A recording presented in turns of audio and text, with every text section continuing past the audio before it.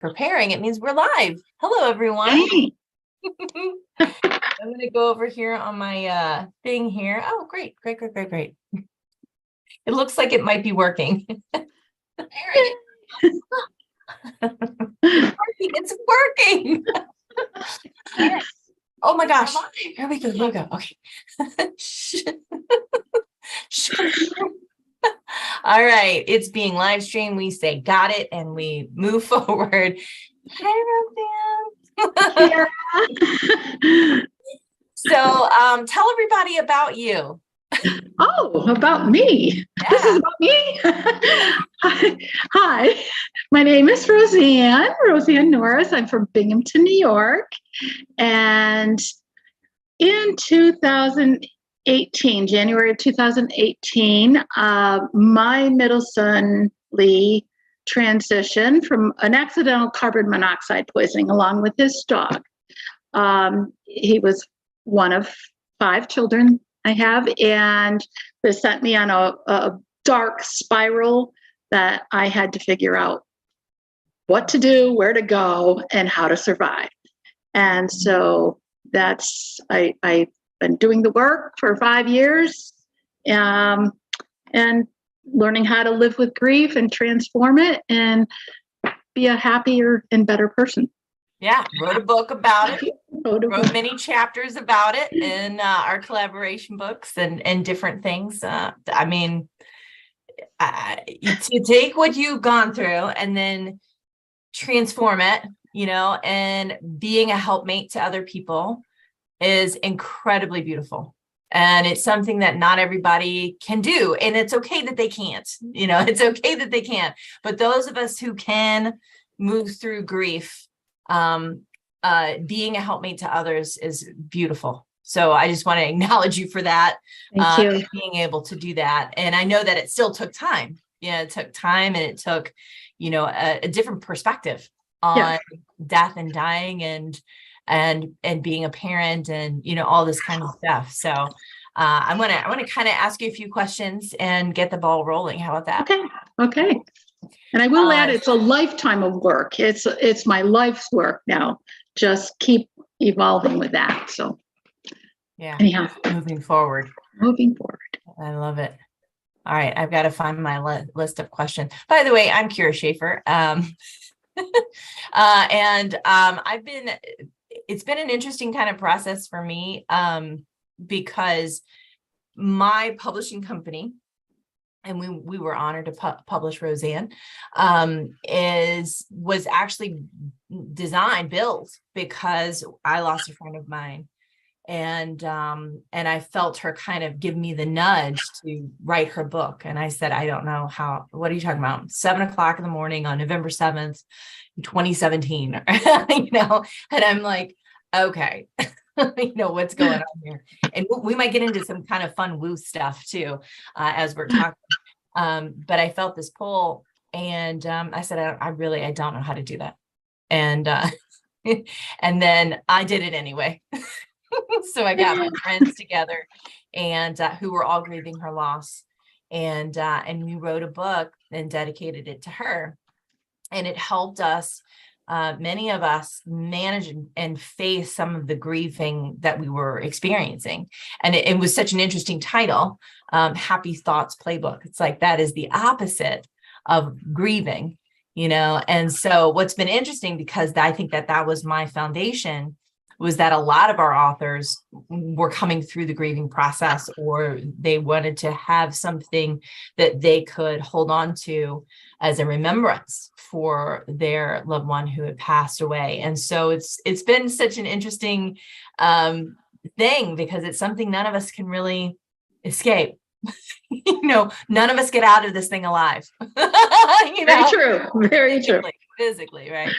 And so it's something we will all have to face at some point. I haven't met an immortal ever, except for our spirit, our soul, and what continues on, in my opinion. But our society sure doesn't acknowledge grief. Oh no, don't talk about it. We don't face it. We fear it. Yeah. Death and grief. Yeah. And do you feel that, having been in the position that you've been in, being that helping resource and being and using the resources that came to you, that it became easier for you to connect with the other side and connect with that energy that still remains.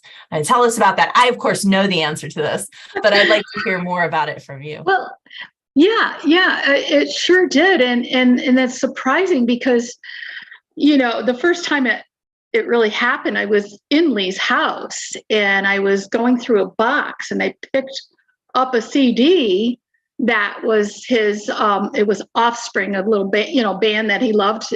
In a little band called Offspring. little band. Little band. And I heard I'm okay. And I thought, oh, you're losing it. Oh my God, you're really, and so that was like the first thing. And I just thought, and just things started to snowball or build upon that a little by little. And I don't get it so much anymore, although I do feel tingles. So I know that's him. I know now that's him 100% without a doubt. But those little things, and yeah, the connection is real. Mm-hmm. It is certainly real. And there's a lot of stories that I could tell about that too. Yeah. There is, I apologize guys, if you're listening and you do have an echo. Now I'm not hearing it. Heard it, now I don't hear it, but it might just be me. so I recognize if you guys are hearing that, but if not, it's fine. So it's interesting because I just did a short on the fact that my grandmother used to take me to the cemetery every Sunday. That was what we did. My father died when I was he was killed when I was 3 years old. And so every Sunday after church, we would go to the cemetery and I would just sit and talk and just on his headstone, and I would just look at it, and I would just tell him all about my week. Tell them what people were doing, tell them what kinds of things I've been eating, because I was big on snacks when I was a kid. Snacks was a big deal. And what I found was that my relationship to death was very different than other people's relationship, because it was like he was still there, even though he wasn't there.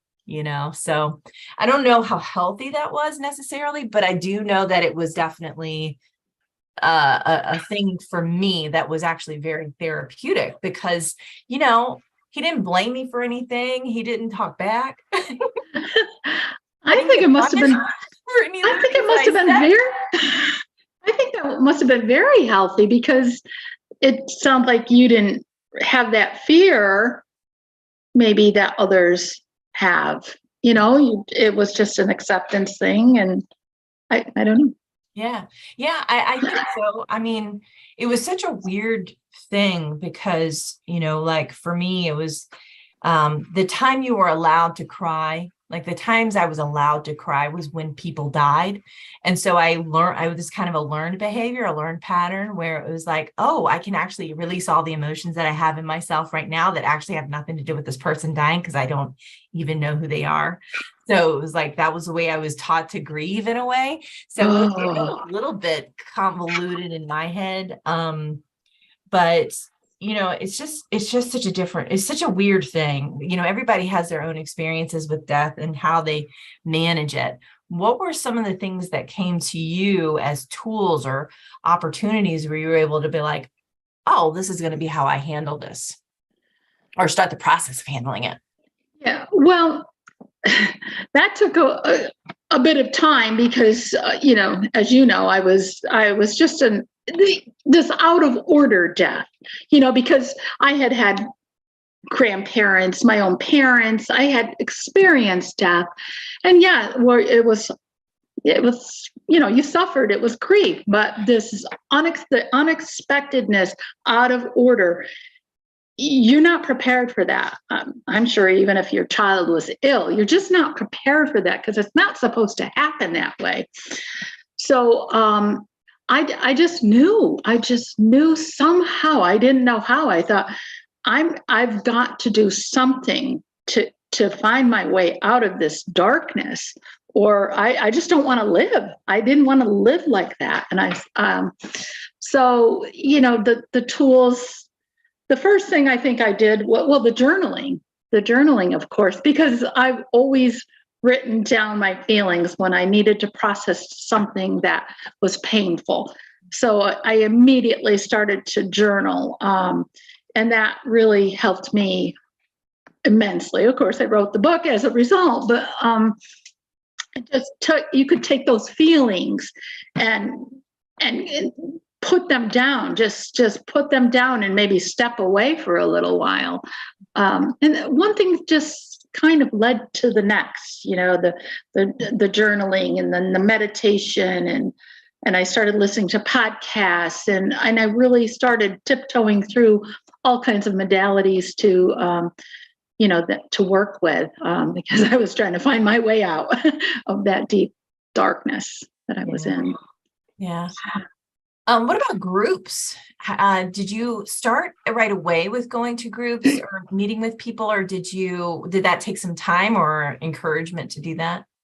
Well, I did have a grief counselor for a short time. He did pass at my 4-month mark. I did try his grief group. Now, he was open for me to talk about spiritual things. He was a former minister, but he allowed me to talk about the afterlife and maybe some communications that I was having. So he was encouraging in that way. But when That's amazing. Yes, it is amazing. He would warn me to be careful who I told, we don't talk about that though. So I didn't. Yeah, I was telling everybody because I was so excited when I would get a sign. I'm like, la la la la. I had to tell friends and families who were probably going, yeah, she's wacko. But I did try a regular grief group and really decided it was not for me. Some of those people were years, decades, still lamenting their story, what had happened to them. And I thought, oh my gosh, if I have to be this sad for the rest of my life, then I don't want to be here. Yeah. So it kind of, I think, Lee, I think I was spiritually guided. I got on Facebook and I thought there's got to be a group out there for me. And I just started looking, and I found Helping Parents Heal, which before that I had tried a couple other groups, and I got no. But this group, they are all about communication with our kids. They're all about healing. They call themselves Shining Light Parents, not Bereaved Parents. Yeah, I got the chills. I know. I do too. And it's about our kids shine through us as we progress down this path of grief together. It's a journey together. So it's a beautiful organization, and I'm so proud to be part of it. Yeah.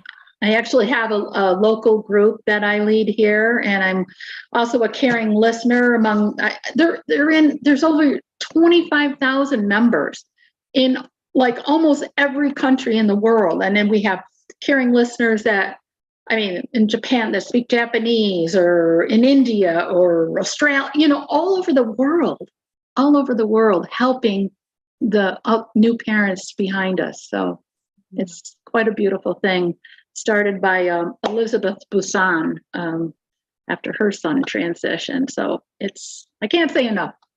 I can't imagine how wonderful it would have been for my grandmother, because my dad died when he was 34, right? So how much that would have helped her if she'd have had a community like that she felt like she could belong to, because she thought very differently in her understanding of the world and how energy works, and how, so she had more of that kind of connection to things.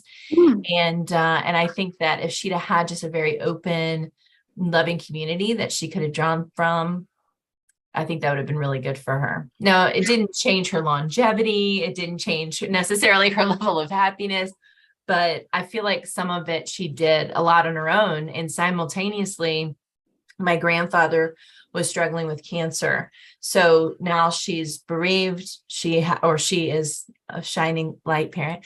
And she has a husband who is, according to doctors, was in an active death process. And he was so stubborn. He was like, no, I'm not. Wow. He got his diagnosis and sent home to die, right? With 2 weeks, right? They said, you got 2 weeks left to live. Get your house in order. And he lived like another 18 years or something. Oh my God. Wow. He said, thank you for your opinion. He was a state trooper, so he was like, wow. I'm doing that. But I think also too, knowing that I don't know. I don't know what's in that kind of thing, where we're just like, I can't leave, and I there's almost a part of me that kind of feels through that whole thing. Like, was he sticking around to be here for me? Like, was he ready to go, but then didn't because he knew that I didn't have, a stepfather at the time. I didn't have anybody else to be kind of that core male, thread.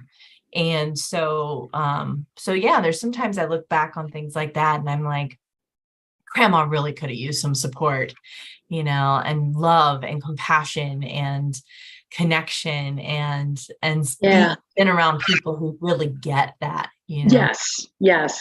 Getting that is so important. And I've met the most wonderful people that I can call really dear friends in this organization.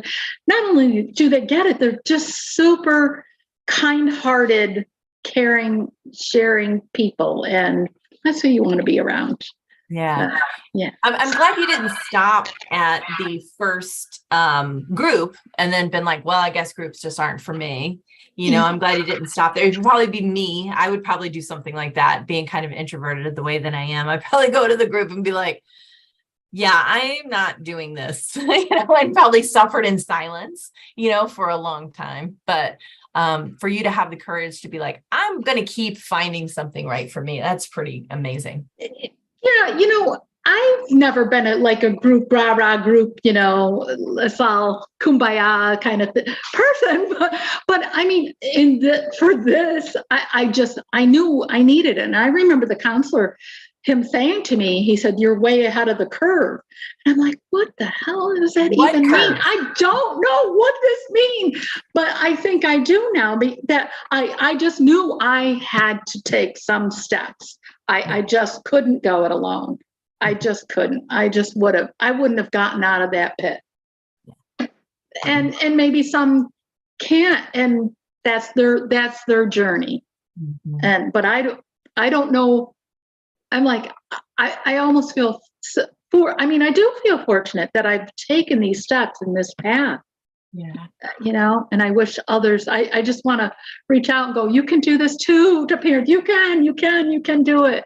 And I had a lot of examples in helping parents heal. A lot of the parents, they showed me the way, you realize I can do this. I can be okay.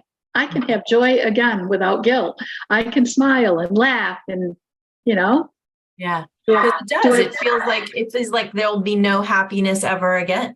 It's like all the happiness and joy sucked out. And I love that you said that, permission to be happy again. It's like, oh, I'm supposed to be miserable for the rest of my life now. Like back in the olden days when the wives would wear black indefinitely until they died. Yeah. Yeah, because you do feel guilty. Like I remember the first time I laughed. I absolutely remember it. I was in Western New York. I went to the Lucy and Desi Arnaz Museum, and I'm watching that Vitamita. I don't even know how to say it, but we're going through the museum, and I'm standing there watching it, and she's shoving those things, and I laughed out loud. And now this is a few months, like 3-4 months, maybe 5 months after they passed, and I was like, I'm looking around like, oh my God, I just laughed. I'm not supposed to laugh. Oh my God, I shouldn't be laughing. My son is dead. Why am I laughing? And so that, yeah, it took a while to, now I'm like, because he wants me to live, and I live large for him. Yeah. So, yeah. Yeah. Let me look at my okay. questions here. What about gratitude? Like, let's talk about a little bit of gratitude now that you've kind of broken the happiness bubble, right? When did you start what role did gratitude play in your process of healing? Well, it is hard to be grateful when your child has died. What would I have to be grateful for? But I learned. I mean, I heard that gratitude was helpful, and so I started small. Just little things. I might be grateful this pen works, or something silly. But and started to build upon that, and right now I'm looking out through my windows at my lake, and I live on a lake, and how can I not feel I'm full of gratitude every day? I just like, wow, I live in this beautiful place. And so, yeah, it's, and I think I wrote in the chapter about the mom who, I asked about she told me when she was grateful that she had a baby that passed. And I thought, my God, I had Lee for 30 years. She had 9 months or something with her child. And she says, she really taught me how to be grateful. Like, I was grateful that I got to be his mom, and I was like, wow, that was powerful and really kind of a game changer for me. Yeah. So, yeah. Now you've gotten to a place in your spirituality where you feel like you can really connect and speak to him, and receive that energy or information, in return, in a way. How has that kind of changed your life and your perspective on grieving and the afterlife and all that kind of stuff? Well, I definitely feel that 100% that, like, I was raised Catholic. So I, let's just put that right out there. Yeah. I was, which you had, oh yeah, you think, I thought you almost like it would be the most boring place. I have to go. Who would want to die if you got to go sit on a cloud and play a harp or some ridiculous thing like that I had in my head? So, but my whole perspective has changed. I think it's as vibrant and is obviously a lot better place than here, but that they live full lives, that you can have anything or do anything you want. It's exciting and challenging, and you can, if you can, your dream house, if you want to live in, a chateau on a mountainside, or that you can create that on the other side. And I love that. So I fully, and at first, maybe I was just making myself feel better, but no, it's real. I believe it. Mm-hmm. Do you have a baby with you? Is there a puppy in there somewhere? Is your doggy with you? Yeah, he's right. He's sleeping next to me. What? I'm just hearing some movement, and I was wondering if maybe he's around. Well, I hear some rattling because we have an open house. I'm in the loft which is our bedroom, and I think I heard rustling downstairs. Yeah, okay. I just wanted to make Somebody might be rustling downstairs. Not the bird either. Let me see, eating cookies or something. My husband trying to be quiet. Do you know that a bird landed on my windowsill right over here? That doesn't happen. It doesn't happen because this window is kind of it's hot, and so but they do land all the time on the balcony, and I was like, oh, I'm going to be spending time with Roseanne today. That's why this bird landed on my window. What kind of bird? What kind of bird? Oh, a little mourning dove. Yeah. Oh, cool. I love them. I know. And I was like, and I'm like looking through the slit of the thing, and I'm like, can I record the baby bird? And he was just like looking at me. You know, I was like, what are you looking at? Like, I'm out of here. Oh my gosh. Well, I think there's a lot of those kind of signs in our day-to-day life too. You know, like mine was my hummingbird with my friend who passed. And so anytime I see a hummingbird come around, I think I sent you that video. Whenever I see a hummingbird come around, that for me, that's a sign. Do you have any signs from Lee? Definitely. The number 34 comes up so frequently, and that was his little football number when he was a little guy. And it was just numbers that not only myself, the whole family started seeing, you know, and even several times a day I'll look at the clock. Oh, of course it's 4:34. And or I'll look, you know, my odometer is ends in 34, you know, just like over and over and over again. And that's no coincidence. It's just, you know, and I think they just draw your attention to it. It's not, you know, or, you know, hawks were a big deal for me. You know, I felt he sent a hawk sign. I started seeing those a lot. And it's not like he becomes a hawk, but just draws your eyes to notice something. Mm-hmm. So it's a reminder. Yeah. That I'm still. That is so interesting because I never tell anyone how old my dad was when he died, which was 34. And 34. Yeah. Isn't that funny? I never say that usually, but for me, that's so interesting. Yeah, 34 was actually a big deal in my life too, interestingly enough, because it was always that, there was almost, but it wasn't in a good way. It was like a dark cloud way. It was like, will you make it to 34? You know, there was a few things that were set up in my life for the age of 34. Will Kyra get to age 34? So it was kind of a little bit of a negative thing, but it's still there. And when I moved past 34, I was like, yay, I did it. I kind of get that because I just turned the same age as my mom when she passed. And I was like, that's weird. That's so strange. It is an interesting thing. These things we set up in our mind as kind of reminders, goals, connecting the dots for us, you know, like I know with your book, you were like, can this book be published on this date by this date? And I think it was his birthday, wasn't it? It was his birthday. Yeah. So it was like, it's like, I will do everything humanly possible to get that to happen. Yeah. It was close. Yeah. It was right around the time. Yeah. I think it was his birthday that year, maybe was on Labor Day, because he was born on Labor Day.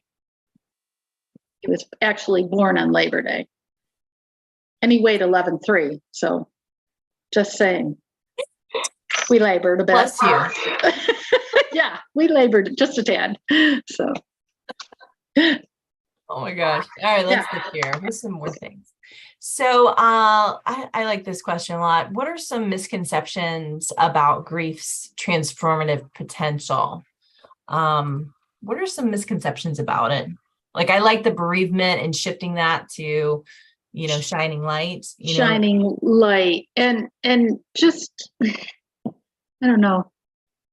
This is a misconception, but the misconception that you'll never be over it. You'll never be the same. And that's true. You won't ever be over it. You go with it, you know, and, like that. And you're not the same. I've changed. I mean, I was a happy and a good person before, and I thought, but I think, I mean, through this transformation, I think I'm a better person. I know I'm a better person. Mm-hmm. You know, I'm just less judgmental. I've let go of a lot of stuff, you know. Yeah. I see the goodness and beauty in everyone, even people we're not supposed to. They're here to teach us lessons, and that's their path. That is huge. That is huge. I wish people could really get that. What you said there, just there, people we're not supposed to. People we're not supposed to forgive. We're not supposed to love. We're not supposed to care for because they're just so bad, mean, wrong, different from us or whatever. Yeah. And I was listening to Ram Dass the other day, and he actually spoke specifically to that, to say it's only a concept of the ego that wants to keep us separate from each other. That says we've got to make them wrong to make ourselves better. And you're saying, because of the loss of my child, I don't see the other.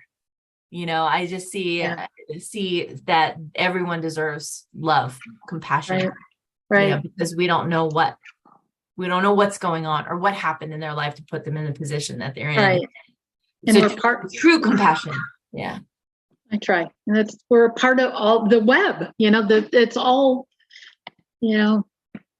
And I think when the people that have done wrong to others, that is way different than saying, oh, they should be accountable. Yes. I'm not saying, do what you will and it's all okay, but you should be accountable. So lovable in that murder. Go ahead. No, I'm not saying that. No, not quite that, but and they'll see what the harm that they've done when they've crossed over themselves. They'll understand the impact, as we all will, the negative and the positive impacts we have on others in our lives. Oh yeah, I'm a villain. I'm a villain in multiple people's story. Maybe not that bad, but maybe to them real bad. I don't know, but I love them and they're fine. Yeah. I try to use that on my granddaughters when they're fighting. I go, someday when you get to the other side, they're like, but she hit me. Talking about the other side now, Lord. But she hit me, so I kicked her. And you're like, no. Who are you going to be explaining that kick to? Okay. You're going to feel that pain when you get there. Oh dear. Man, love a little guilt. Oh gosh. Cute.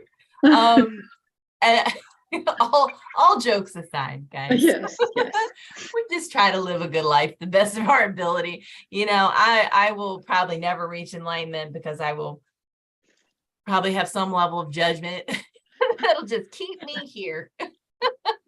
And I'm okay with that. Honestly, I'm okay with that. Yeah. Tom was so cute the other day. He was like, and I love this because I want to make us into a t-shirt that says something like, you don't like me. And that's fine. That is a good one. I'm like, I love that. I want to put I want a tattoo of it. I want to put it on my wall. It's like, what am I really attracting though into my life? Yeah, there you go. What are my intentions though? Do I want to have a little bit of a different experience? But all right. So I just looked, it's 4:34. Oh, look at that. I did. 134 my time. 134 and 111 degrees. So it's 134111. Wow. 78 here. It's cooled off a little. 78. Whatever. You remember 78?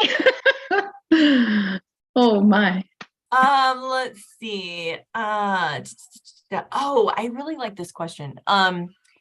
What challenges do individuals face when transforming grief into personal growth? Like we're actually using it as a tool to be like, okay, I'm not going to just kind of be victimized by it, but I'm going to accept that this is happening to me, which is one of the hardest things to do because that denial piece is so strong. Yeah.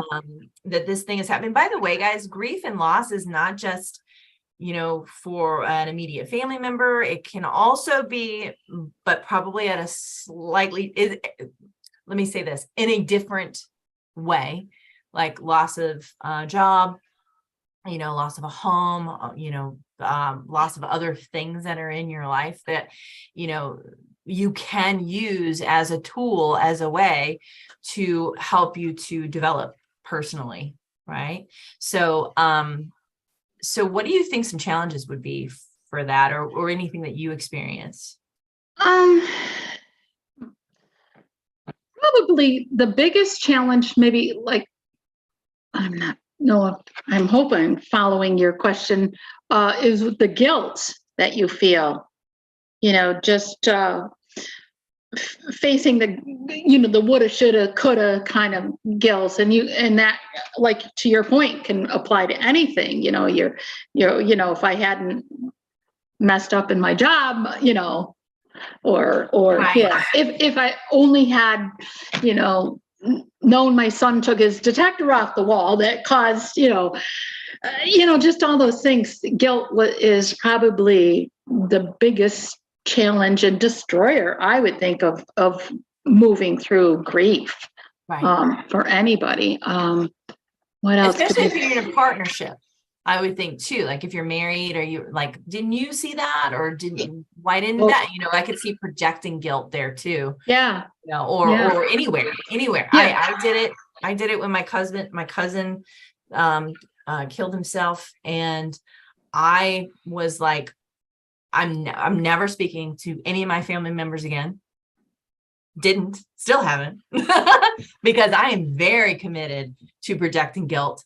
Like I said, not going to be enlightened in this lifetime probably, but I am very committed to it, because I know the things that he went through when he was younger, and I know that they had a hand in it.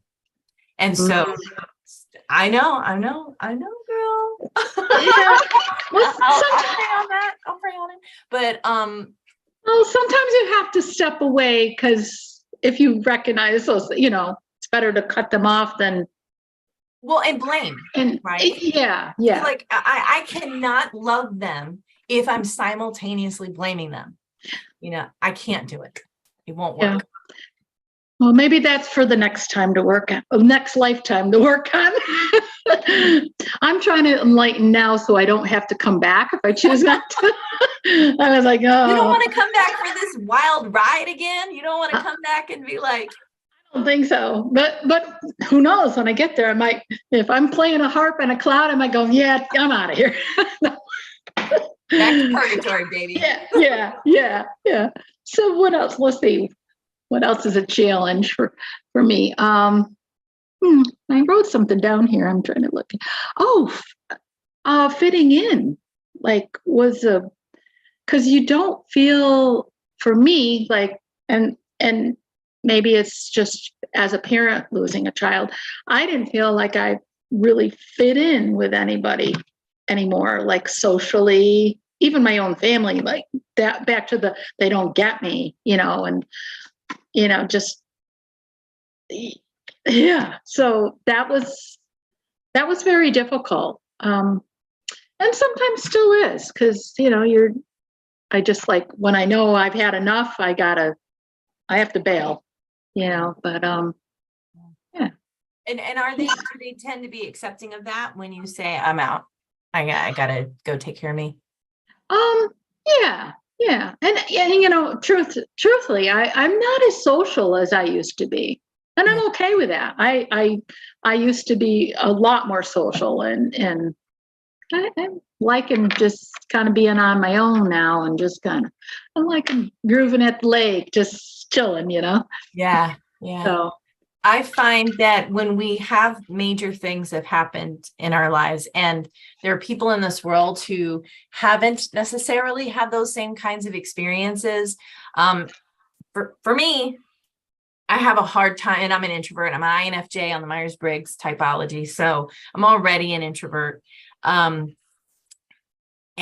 I everything just seems so surface. And I can't handle it. I just can't handle it.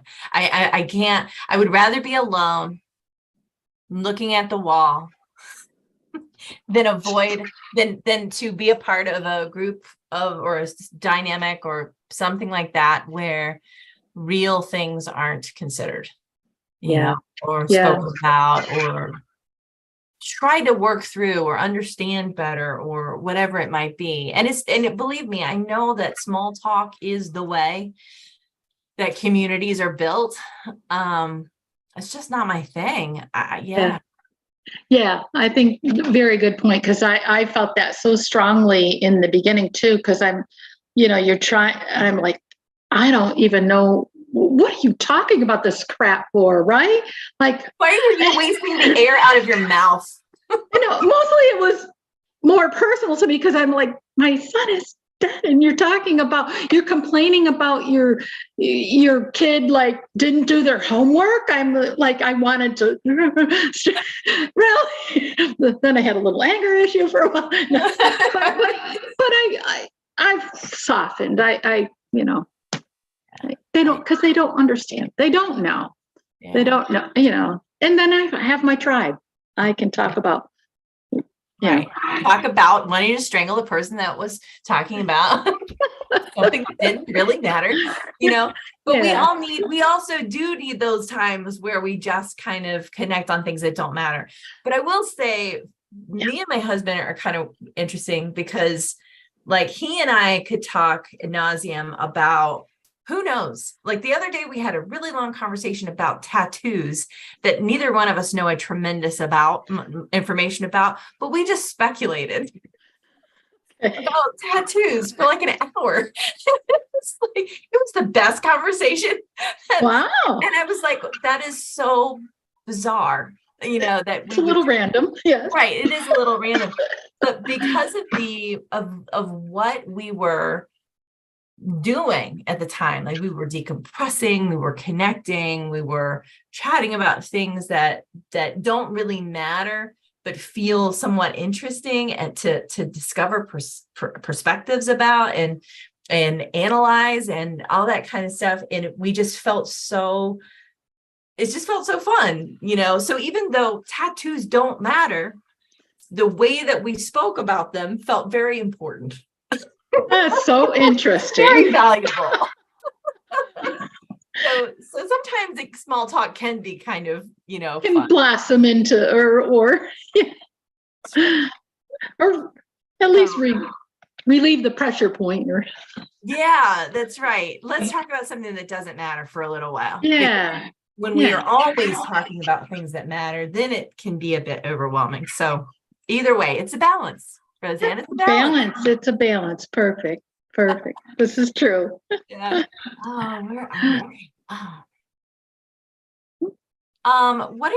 Do you have rituals, traditions, things that you found have helped with you now that he's been gone for a while? Any annual things, any things that have come up? Well, we have a golf tournament every year in his honor. That's a big deal. Last year we were able to buy detectors with the proceeds. So we were able to buy 100 detectors, and this year I'm hoping to double it.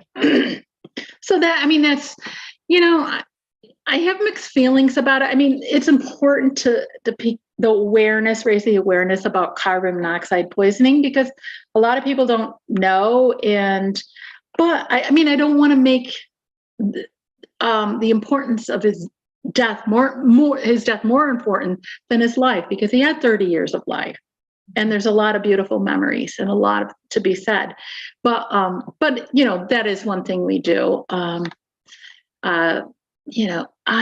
else do I do?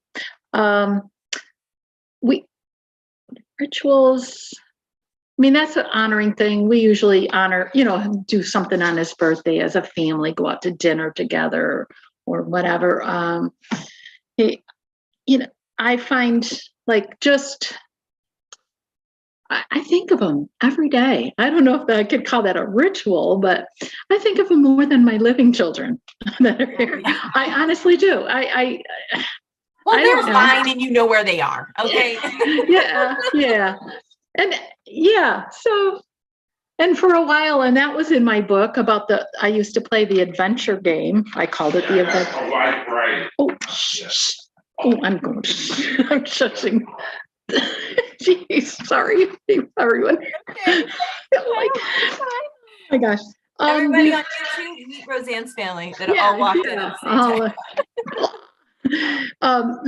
I played that adventure game with him, and that was a lot of fun. I guess I could sort of called a ritual. And it was, I just started by accident one morning. I woke up and I thought, what are you doing today? And I heard Tanzania and riding with the antelope. And I thought, what the heck does that even mean?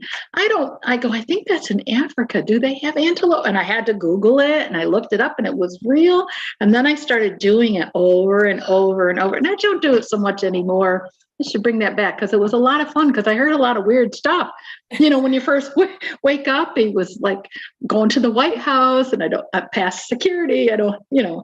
Just all kinds of things like that. And the way you're connecting, because I can't make some of that stuff up. I wake up with Tanzania. And, yeah. So maybe, is that kind of a ritual? I guess. In the Jewish faith, there is a candle that gets lit for 24 hours I believe on the day they transition.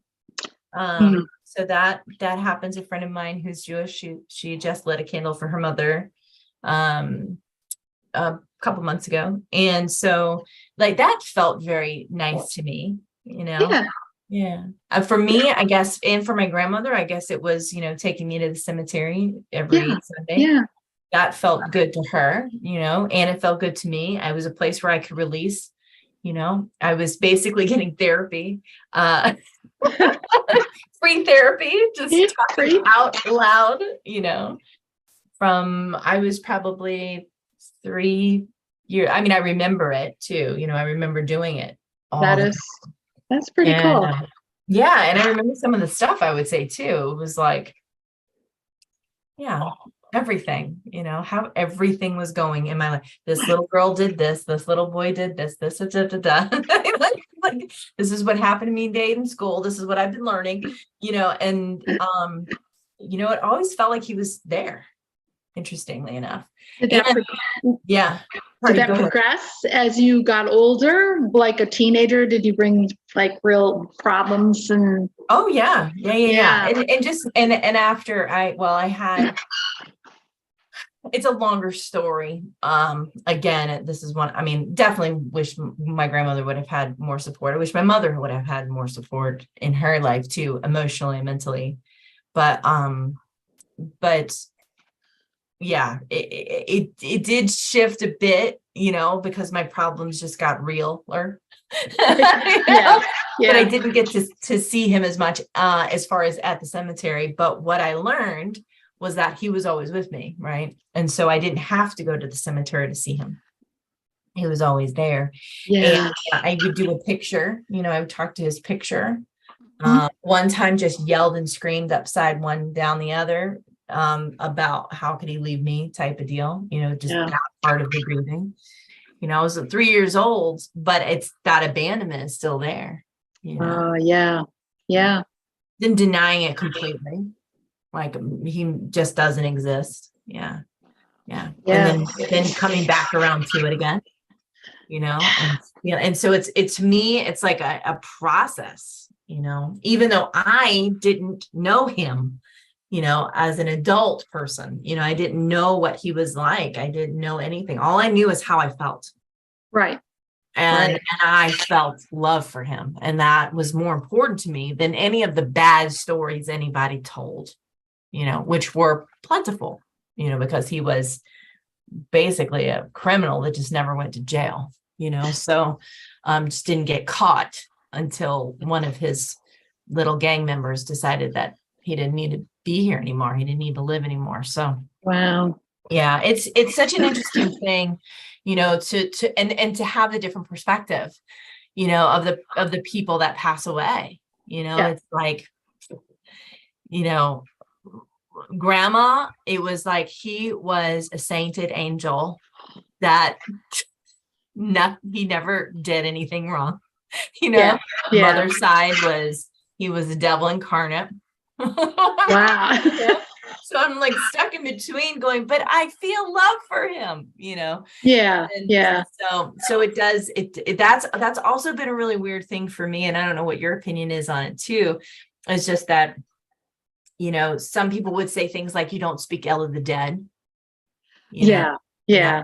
And you don't ever talk about how they did anything wrong, or they did the, whatever. And then, the other side of it, obviously, like I said, he couldn't do anything right.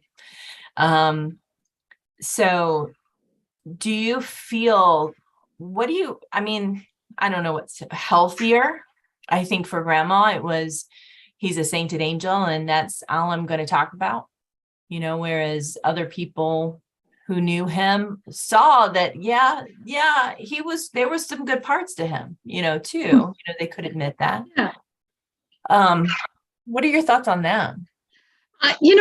It's interesting you're saying this, because right now I have a couple of journals going around to friends and family. I'm trying to collect stories. And I said, be real. Don't give me like, oh, he was such a nice guy. Huh? He was a person. And he had, tell me a story. Tell me a story. So I think there it goes back they to don't the want to be balance. implicated in that story. I think that's what it is. Yeah, you're right. You're right. But if I was think there witnessing that, then I was really well, but yeah, I think the balance. Yeah, you got to have that balance. I know he had his issues and struggles, and I know there was good in him. I mean, like us all. Yeah. But I would much rather I want it real. Experience the truth of somebody. Yes. Much rather experience the truth of somebody, even if it's negative or bad. It doesn't matter. Warts and all. We all come by it naturally. We have our flaws, we have our things, we have done our stuff. Mm-hmm. I have certainly done my stuff. I've done a lot of stuff. Yes. Yeah. And if I look back on it, I'm like, oh God, if they tell the story about my life, Lord have mercy. I'm glad grandma's dying. I had a medium reading. Just this thought just popped in. He probably just dropped it in. I had a reading one time with the medium, and apparently Lee said, "Oh, I didn't tell him all." He says, "Oh, I didn't know about all the chapters in your life.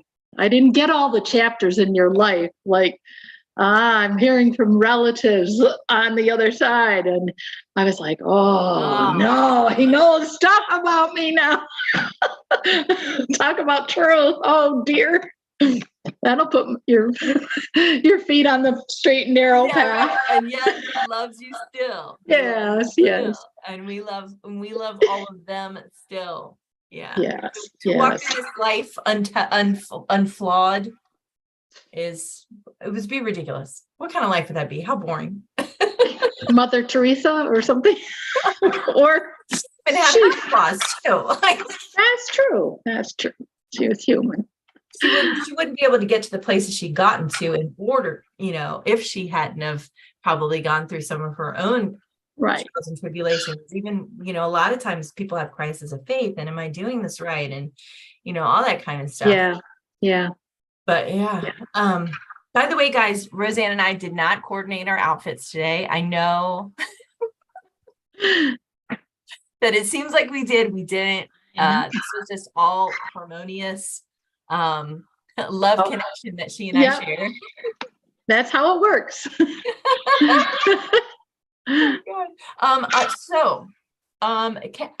Do you want people to get in touch with you or learn more about you or your book, or you want to share how they can get to know you better? Well, I don't have a website or anything like that, but I'm on Facebook. Roseanne Norris Roseanne Groover Norris. I have a Believe page.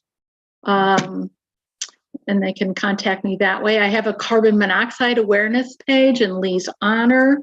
I don't know if you do show notes or put that in or yeah, I can put it in. If you want to email that to me, I'll put it into the description. So you guys can check the description with the links. Yeah.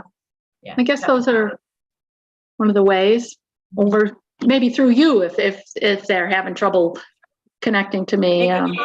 Make a comment and I'll connect you guys. Okay. Yeah. That's good. Awesome. Do you feel complete? I do feel complete. At least with this time together right now. No, I know. I think we covered pretty much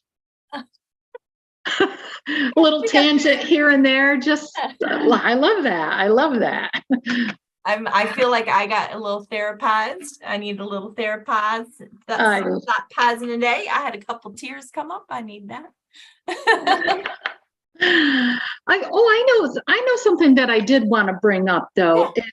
Something that was really helpful for me, like, because when I found myself focusing on the day, I call it the day of discovery, because when we found him, I learned after a while, I replaced that thought with that image that was in my head with a picture of him, an image of him at his 30th birthday party, which we were together, his last birthday. And, and I did that over and over. Every time that dark, image loomed in my head. Thank you. I've got tingles right now. I just, and that was so helpful. Because I've met so many parents, especially because that's, the world I'm in, that just go back to that story. And that's my point. They go back to that story. Oh, that, and go over and over. And you get stuck in the story of what happened and woe is me. And if you could just take yourself out of that story, replacing one image with another, or helping others, or all those things, the gratitude. I think that's what really kind of helps you to move along on the journey. So that's very similar to what we do in NLP with that kind of replacement. Oh, okay. Yeah. So that's good. That's really good. It's very, very helpful. It is. Yeah. It is so helpful. It makes a tremendous difference. And your brain does actually start to shift in that direction, because what gets fired gets wired, kind of thing. So if you're changing your wiring and firing, it's going to shift. Yeah. That's so good. I'm so glad that you brought that up. Thank you. Yeah.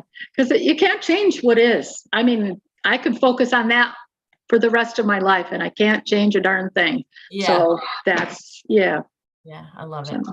All right. Well, thank you so much for being with me, Roseanne. I appreciate you. Oh, thank you. Kyra, that was lovely. It was fun. You're so fun. You're so bubbly. You just make me feel I've already jiggled around a lot more than I usually do, because you gave me so much energy. Yeah, I like, I don't know, like you said, we can focus on the good, we can focus on the bad, we can focus on things, but I don't know, when I get around people who I just feel inspired by, it's just it's easy. You guys are so easy to love. And we've got a number of our authors. So you've seen me doing a couple of these interviews. We're actually, Roseanne and Beth and Becky and a bunch more of us are actually coming together and writing a book here, which will probably be out in the next couple of months or so. So it's all about passion and purpose and igniting our inner flame. So guys, you look out for that, because that's going to be fun. And I'm Kyra Schaefer. So you can find me at www.Kyra, Kyra Schaefer, SCHAEFER.com. And I'm just doing what I feel guided to do, as far as like working with clients. I do virtual stuff too. And just seeing if it's a good fit. And if it is, great. If it's not, that's fine too. I know that you're all going to get the help that you need if you need help. So, all right. Well, good. Thank you so much again, Roseanne. Thank you guys for listening. I love you. You're doing it right. Thank you, Kyra. I'm so grateful for today and to know you and be part of your life. Love you.